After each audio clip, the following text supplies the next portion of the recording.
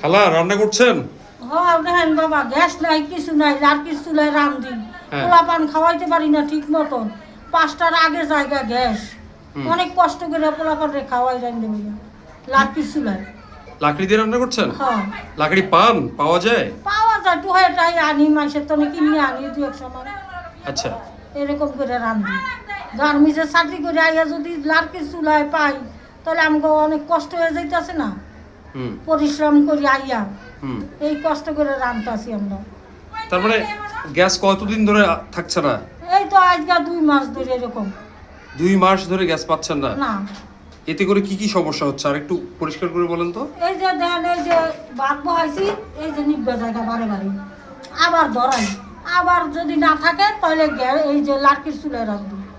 না পারলে কি করুন, বাচ্চা ঘরে খাওয়াইতে পারি না, কষ্ট হয়, স্কুলে যাইতে পারে না, না খাইয়া যাওয়া লাগে। পোলা পান জামাইরা কামে যাইতে পারে না, রিক্সা চালাইতে, কেমনে চলুন কন।